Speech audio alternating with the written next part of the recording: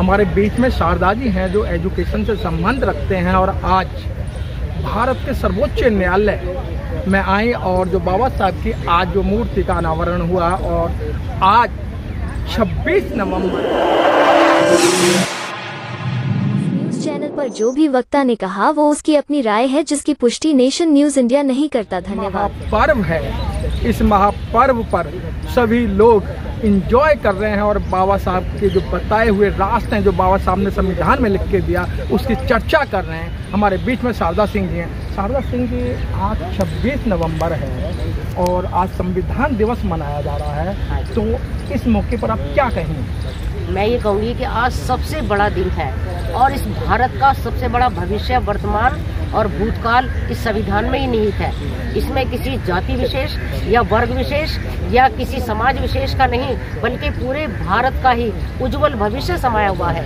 ये बाबा साहब doctor BR Ambedkar ने जो ये बनाकर विभिन्न अध्ययन करके और चारों तरफ सारे विषयों का अध्ययन करके और उन्होंने इतनी मेहनत करके डिग्रियां लेकर और एजुकेशन लेकर ऐसा जो संविधान बनाया है, मेरे ख्याल से आज तक विश्व में कोई पैदा नहीं हुआ, भारत में तो बिल्कुल भी नहीं ऐसा कोई पैदा हुआ जो ऐसा संविधान बना सके, जिसमें हर चीज़ का ध्यान रखा गया, बच्चे से लेकर बूढ़ों तक बच्चों का भी ध्यान रखा गया है कि कोई भी उनसे बेगार ना ले। महिलाओं का भी ध्यान रखा गया, जो कि भारतवर्ष में महिलाओं की स्थिति इतनी खराब थी कि जो कुछ कही नहीं जा सकती। उसमें इतनी बाल विवाह था, सती प्रथा थी, दासी व्यवस्था थी और दहेज प्रथा थी और स्त्रियों को पुरुषों के बराबर कोई भी कुछ भी अधिकार नहीं थे और उनको बोलने भी नहीं दिया जाता था। और विधवाओं की स्थिति ऐसी थी कि पशु को तब भी ध्यान से रखा जाता, उनकी सुविधाओं का ध्यान रखा जाता था, परंतु विधवाओं का नहीं। बाल विवाह, जिन बच्चों को ये नहीं पता शादी का मतलब क्या होता है, उन बच्चों की शादी हो गई है, अगर वो विधवा हो गई है तो उनकी जिंदगी और भी ज़्यादा नरक बन जाती थी। और महिलाओं की तरफ बाबा साहब ने इतना ध्यान दिया है, वो महिलाओं की मुक्तिदाता कहे जाते हैं।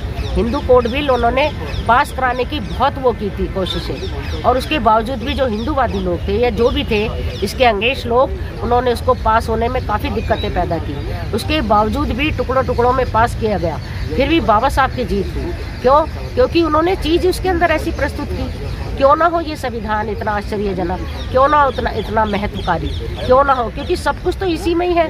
ये जो आज हम इतना वातावरण देख रहे हैं, हरियाणा, ये सब तभी हमें मिला जब बाबा साहब ने संविधान में ये सुविधाएं दी, वरना आज ये अंग्रेजों के हाथ में होता, मुगलों के हाथ में होता तो क्या होता इसका हश्र। इस स्थिति में हमें जो संविधान में जो अधिकार दिए गए हैं, हम तो बाबा साहब के बहुत ही शुक्रगुजार हैं। हम उनकी बहुत भूरी प्रशंसा करते हैं कि उन्होंने आज संविधान में भारतवर्ष को ये शुभ दिन, उज्जवल भविष्य जो दिया है, जो हमारे चारों तरफ वातावरण में दिखाई देता है, चाहे कोई इसे माने या न माने। हम इसे इतना मानते हैं, क्यों मानते हैं? क्योंकि हमें साफ दिखाई दे रहा है, प्रत्यक्ष को प्रमाण देने की जरूरत नहीं है, सब कुछ इसमें साफ साफ है। मूल अधिकार, हमें कर्तव्य भी है इसके अंदर ही, सारा कुछ तो इसके अंदर दिया हुआ है।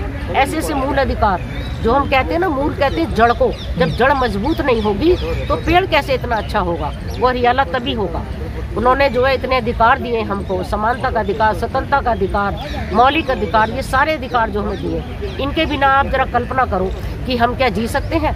ये बताइए, पानी, हवा, इसके बिना जी सकता है कोई?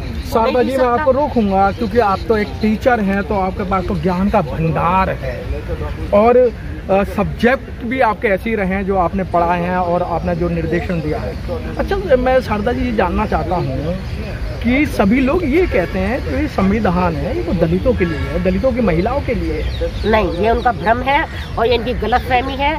आप इसे पढ़ा नहीं है, इसका मतलब लोगों ने पढ़ा नहीं है, बस सुना ही सुना है, बस सुन कर इसको हवा में हवाई फायरिंग करते रहते हैं। बट ऐसा कुछ नहीं, उसको पढ़ेंगे जब, देखेंगे, सोचेंगे कि इसमें क्या है संविधान के अंदर, हमारे लिए क्यों है, महिलाएं की शक्ति नहीं है। इसमें कहाँ लिखा हुआ है संविधान के अंदर कि वो दलित महिलाओं के लिए? दासी व्यवस्था थी, बाल विवाह था, सती प्रथा थी, वो किसके लिए नहीं था? वो दलितों की तो कोई भी दासी नहीं बनी, ना वो बाल विवाह उनका, वो तो सिर्फ बाल विवाह तब उस स्थिति में करते थे जब उनके ऊपर गलत नजरें डालते थे और उनके साथ दुर्व्यवहार होता था, दुराचार होता था। ऐसी स्थिति में वो लोग जल्दी शादी कर देते। परंतु दूसरे लोगों के सामने कौन सी परेशानी थी, उनके सामने कौन सा ऐसी वो परेशानी थी कि उन्होंने ये सब करने के लिए क्यों मजबूर हुए? नहीं, मुझे खूब पता है, बाबा साहब ने जो इतिहास लिखा है उसमें साफ साफ लिखा है कि पहले महिलाओं की स्थिति बिल्कुल सही नहीं थी, उन्होंने ही सही की है बाबा साहब ने।